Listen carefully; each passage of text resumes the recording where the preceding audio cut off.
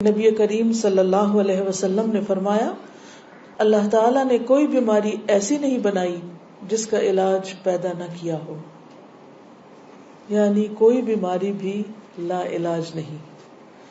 تو اس سے کیا پتہ چلتا ہے کہ انسان کو کسی بھی قسم کی کوئی مرض، کوئی بیماری آ گھیرے تو وہ مایوس نہ ہو، پریشان نہ ہو، اور یہ نہ سوچے کہ اس بیماری سے وہ مر ہی جائے گا، کیونکہ بیماری کے بعد عام طور پر انسان اس خوف میں مبتلا ہو جاتا ہے کہ اب وہ کسی کام کے قابل نہیں، اب وہ شاید اس بیماری کے ساتھ دوسروں کا محتاج ہو جائے، یا بالآخر اس کی موت ہی آ جائے۔ موت تو برحق ہے، موت کو تو آنا ہی ہے ایک دن، لیکن ضروری نہیں کہ یہی بیماری موت کا ذریعہ بنے۔ موت تو بیماری کے بغیر بھی آ جاتی۔ اس لیے انسان کو بیماری کے آنے پر سب سے پہلی بات جو کرنی ہے وہ ہے امید کا دامن تھام، اللہ رب العزت کے ساتھ اچھا گمان رکھنا، کیونکہ بیماری انسان کے گناہوں کو دھونے کا ذریعہ بنتی ہے۔ بیماری انسان کے اندر عجز و انکساری پیدا کرتی ہے، بیماری انسان کی اصلاح کا ذریعہ بنتی ہے۔ اور یہ کس طرح ہوتا ہے کہ جب انسان بیمار ہوتا ہے یا غم زدہ ہوتا ہے یا پریشان ہوتا ہے تو اس کی توجہ سراسر اس خاص پریشانی کی طرف ہو جاتی، باقی چیزیں اتنی اہم نہیں رہتی جو غیر ضروری ہوتی، بلکہ بیماری میں تو انسان بعض اوقات اپنے فرائض تک سے بھی غافل ہو جاتا ہے اور بہت سی چیزیں اس سے چھوٹ جاتی۔ اگر انسان دیکھے تو اس میں بھی ایک مثبت پہلو ہے، کیونکہ انسان عام حالات میں اتنی مصروفیت کا شکار ہوتا ہے کہ اس کو بعض اوقات بہت اہم چیزوں کی طرف توجہ دینے کا وقت ہی نہیں ہوتا، سوچ ہی نہیں آتی، لہٰذا جب اس سے باقی سب چیزیں چھٹ جاتی ہیں اور وہ ایک طرح سے خاموشی اور تنہائی اور جسمانی طور پر کمزوری کا شکار ہوتا ہے تو اس سے بہت سے پردے ہٹتے ہیں، اسے اپنی حقیقت کا پتہ چلتا ہے، اسے اپنی آخرت کے بارے میں سوچ آتی کہ میرا انجام کیا ہوگا، میرے ساتھ کیا معاملہ ہوگا، کل میرا کیا بنے گا جب سب میرا ساتھ چھوڑ جائیں گے، حتیٰ کہ میرا اپنا جسم بھی میرا نہیں رہے گا، کیونکہ قیامت کے دن انسان کا جسم بھی انسان کے خلاف گواہی دے گا۔ یہ سوچ عام دنوں میں نہیں آ سکتی، انسان ایسی چیزوں کے بارے میں سوچتا ہی نہیں، کیونکہ جب تک جسمانی طور پر وہ طاقتور ہوتا ہے، باہمت ہوتا ہے، وہ سمجھتا ہے وہ سب کچھ کر سکتا ہے، اس کے لیے کچھ مشکل نہیں، ہر چیز اس کے قابو میں ہے، کنٹرول میں ہے، ہر چیز اس کی اپنی ہے۔ لیکن جب بیمار ہوتا ہے تو پھر آہستہ آہستہ اس کو اندازہ ہوتا ہے کہ اس کا یہ خیال غلط تھا، اس کی یہ سوچ درست نہ تھی۔ اس لیے بیماری تطہیر کا ذریعہ بنتی، صفائی کا ذریعہ بنتی۔ بعض اوقات جسمانی بیماری روحانی صحت کا ذریعہ بنتی، کیونکہ بیماری میں انسان کے گناہ بھی دھلتے ہیں، چھوٹی بیماری ہو یا بڑی ہو۔ جیسے ایک موقع پر نبی صلی اللہ علیہ وسلم نے ایک خاتون کو دیکھا جسے بخار تھا، وہ بخار کو برا بھلا کہہ رہی تھی، تو آپ نے فرمایا کہ تم اس کو برا بھلا نہ کہو۔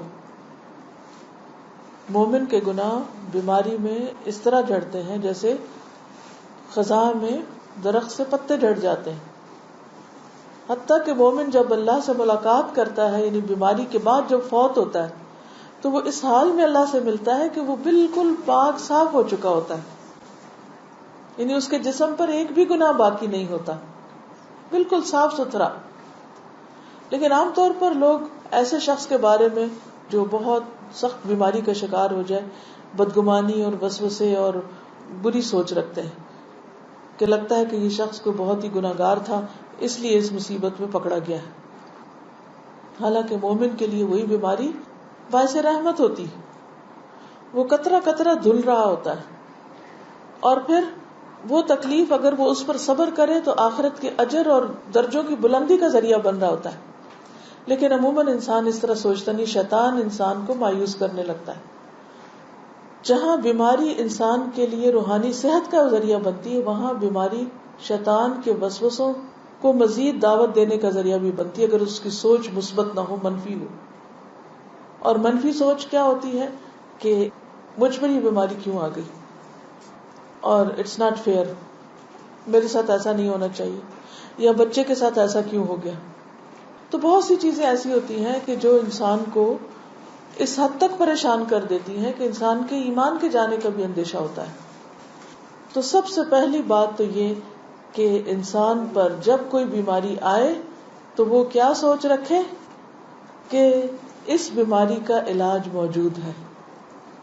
پھر وہ اللہ سے دعا کرے اور علاج شروع کرے. بعض لوگ علاج نہیں کرتے، وہ کہتے ہیں کہ اب آ گئی ہے، اب یہ تو زندگی میں ساتھ ہی چلے گی، اس لیے علاج کی ضرورت نہیں. جبکہ علاج کرانا اور علاج کے لیے بھاگ دوڑ کرنا یہ بھی مسنون ہے، یہ بھی اللہ کا حکم ہے.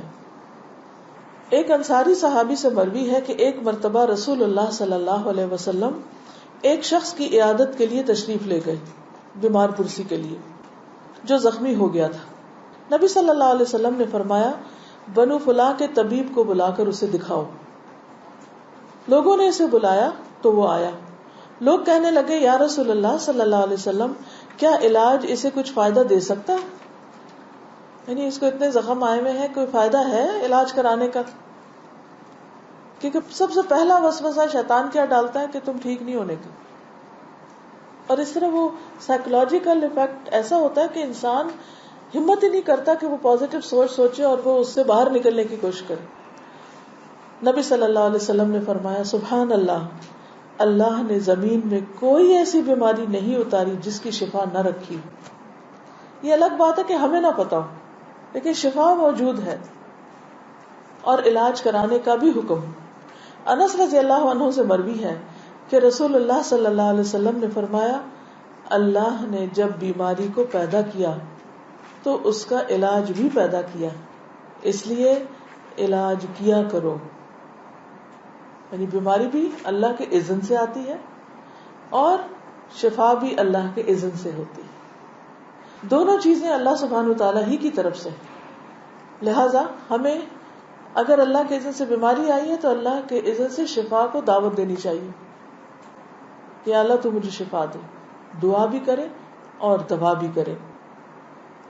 اسامہ رضی اللہ عنہ سے مروی ہے کہ ایک مرتبہ نبی صلی اللہ علیہ وسلم نے فرمایا عباد اللہ، اے اللہ کے بندو، علاج کیا کرو، علاج کیا کرو، کیونکہ اللہ تعالیٰ نے کوئی بیماری ایسی نہیں رکھی جس کا علاج نہ رکھا ہو سوائے موت اور بڑھاپے کے.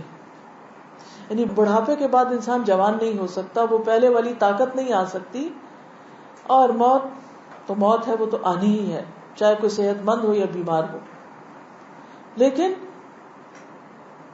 چاہے بڑھاپا ہو، چاہے مرض الموت ہی کیوں نہ ہو، لیکن اس میں بھی انسان کو ہمت نہیں ہارنی چاہیے، امید کا دامن نہیں چھوڑنا چاہیے. اور کہتے ہیں نا کہ ڈوبتے کو تنکے کا سہارا، اگر تنکے کا سہارا بھی ملے تو بھی لے انسان. تنکے کو بھی نہ جانے دے کہ تنکا مجھے کیا بچائے گا، نہیں، بچانا تو اللہ نے ہے. کوئی پتہ نہیں کہ کس چیز میں اللہ تعالیٰ کیا قدرت رکھ دے، کیا طاقت رکھ دے. اب مثال کے طور پر جتنی بھی چیزیں ہیں ان کے اندر جو خاصیت رکھی ہے وہ کس نے رکھی؟ مثلا کھجور، اللہ نے بہترین غذا پیدا کی اور اس کے اندر شفا بھی اللہ نے ڈالی. اب جس رب نے ذائقہ اس کے اندر ڈالا ہے، خوشبو، اس کی شکل، اس کا رنگ، اسی رب نے اس کے اندر شفا کی تاثیر ڈالی. وہ رب چاہے تو کسی بھی چیز کے اندر ہمارے لیے شفا کی تاثیر رکھ سکتا ہے. تو شفا دینا اللہ کا کام ہوتا ہے، بندوں کا نہیں ہے. ایون اگر آپ ڈاکٹر کے پاس بھی جائیں تو اس کے دل میں بھی اللہ ہی ڈالے گا تو صحیح دوا آپ کے لیے تجویز کرے گا. تو ان سے بھی بدگمان نہیں ہونا چاہیے. مثلا آپ 10 ڈاکٹرز کے پاس جا چکے ہیں اور آپ کو کوئی فائدہ نہیں، تو آپ 11ویں کے پاس نہیں جاتے، آپ کہتے ہیں کوئی فائدہ نہیں، بہت آزما لیے، ایسے ہی ٹھیک ہے. نہیں، ہو سکتا ہے وہ 11ویں کے پاس اللہ نے رکھی ہو وہ کوئی چیز آپ کے لیے. تو اس لیے حکم کیا ہے کہ علاج کرتے رہو. اللہ نے کوئی بیماری ایسی نہیں رکھی جس کا علاج نہ رکھا ہو سوائے موت اور بڑھاپے کے.